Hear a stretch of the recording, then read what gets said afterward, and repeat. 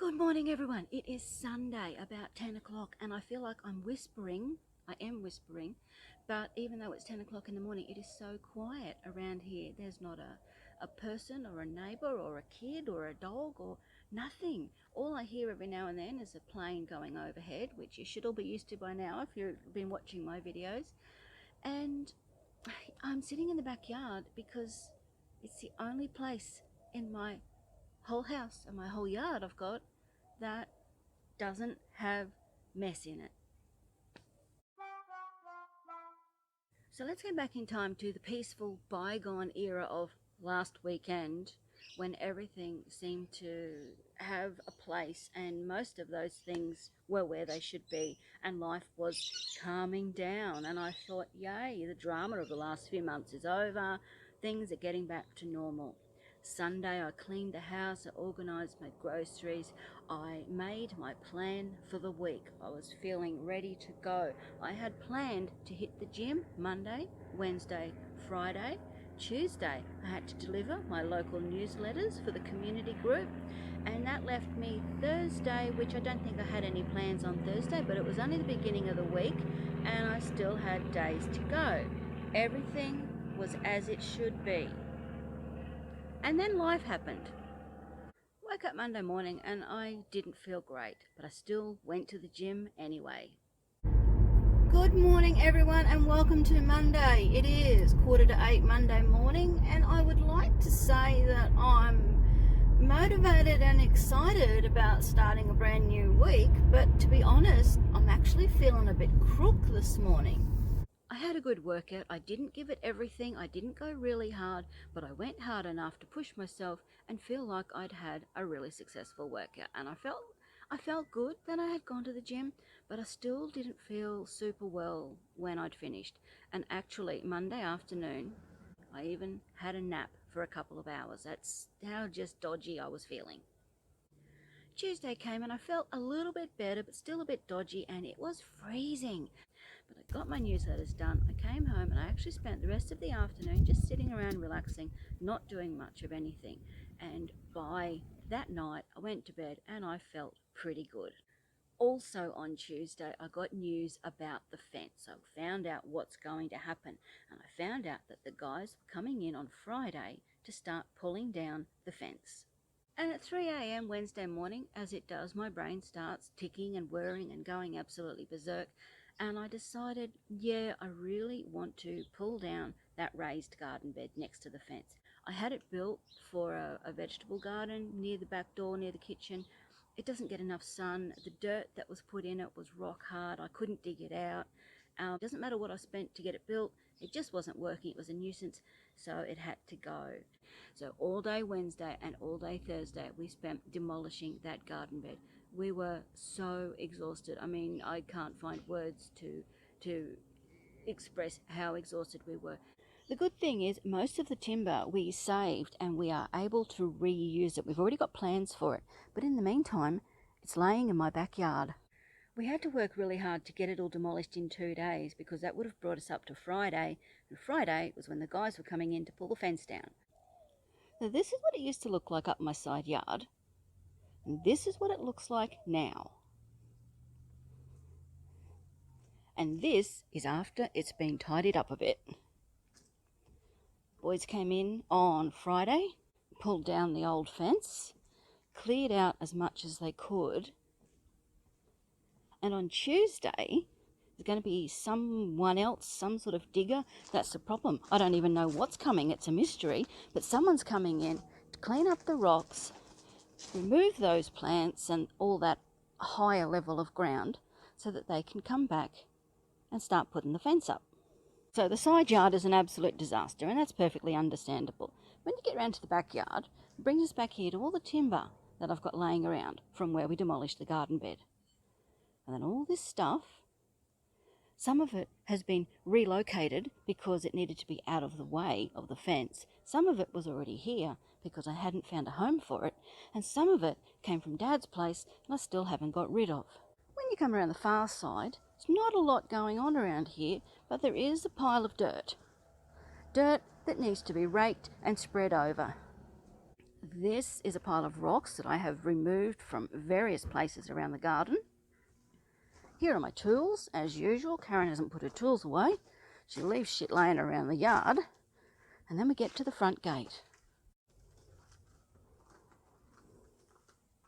Last weekend I managed to spend some time out in the front garden. I pulled out a few plants, I moved some rocks, I planted some new plants, laid down some new mulch, and it was starting to look really nice. My gardens have been neglected for a while because I've just been so busy doing other things.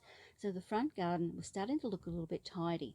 When we demolished the side garden bed and I had all this excess soil, I also used some of that soil to fill in some little holes. I had dug out some weeds and they took a great big root hole out of the ground with them, and I just had a few places that needed to be leveled. So I used that dirt to level out the spots in the front yard. This is what it looks like now. I know it's the wrong time of year to be top dressing soil on the garden. The grass won't grow through it, but hey, I had the dirt. I had to do something with it. And now I've just got a pile of mud. But she'll be right, mate. She'll be right. There are quite a few stones mixed in with that dirt, so as the dirt settles, I'm going to have to be constantly raking and just checking for stones because no one wants to hit a stone with the mower.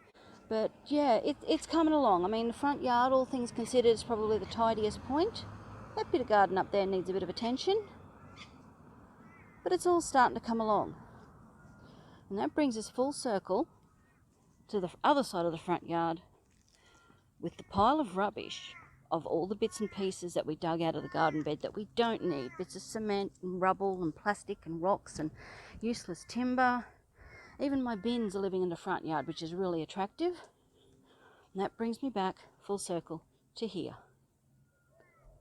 One extra little thing that's been happening this week is that my son's mate has decided to come and stay with us for a little while. Been having some trouble with the girlfriends, decided he doesn't think he wants to be there, so he's crashing at our place, which is fine. It's no problem. We love having him here. It's unfortunate that we don't have a spare room, so the poor bugger's got to sleep on our sofa. It doesn't bother me. He's up and out the door at 3:30 in the morning to go to work. I'm in bed before he goes to bed, so during the week it's not a problem. Sunday morning like today, I'm trying to stay out of sight, out of the kitchen as much as possible because I just want to give him the chance to sleep. He's had an absolutely crazy week and I just need him to have a bit of peace and quiet so he can sort himself out. These boys have known each other since school, and they seem to be fluctuating between a couple of old men, lamenting lost youth and, oh, what are we doing with broken relationships, and oh, woe is me and life is so hard, to suddenly being teenagers again. So I've got these two 30-year-old men bloody paintballing each other up and down the hallway and doing, I don't know, God knows what. I go from sharing my house with two old men to sharing it with two teenagers. It's been fun, but it's good to see them both laughing and having fun. And like I said, they've known each other for 20 years. So that's a really long time. That's a really long time. Wow, they've been friends for a long time. But yeah, it's just one more thing to add into my crazy life.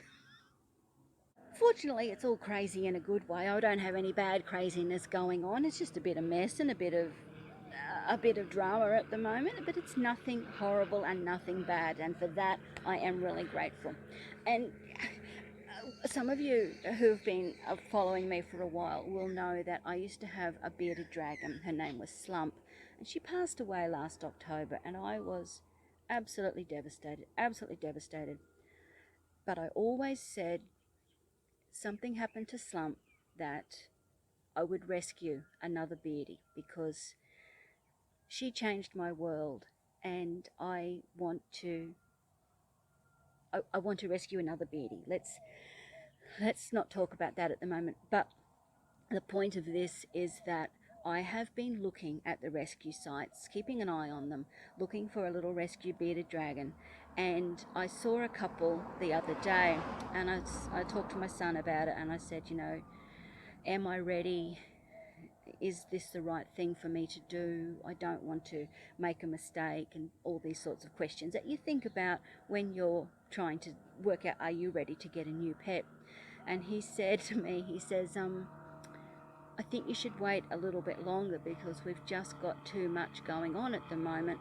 You're just too busy, life is too busy, and that I wouldn't be able to give it the time that I would want to give this new pet to help it settle in comfortably and be shown the love.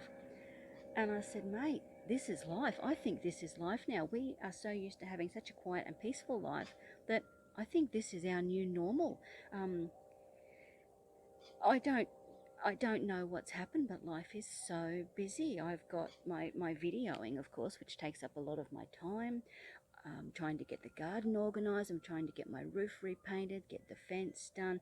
There just seems to be always something happening. I'm trying to get back at the gym, trying to focus on my weight loss journey. And well, honestly, that is just not happening at all because I don't have time to go to the gym. I can't fit everything into my day. And yeah, he said, I think life's just too busy at the moment. I said, mate, I think this is the new normal. So there we go. Look, that has been my absolutely crazy week. I really didn't think I would post a video this week because it's just been what I thought was uneventful. But in hindsight, it's been a full-on week. So I hope you enjoyed the chaos of the week just gone, and hopefully next week will be a whole lot better. By the time I see you next time, I should have a new fence and a somewhat tidy yard. What a mess. I'll see you again soon. Bye, everyone.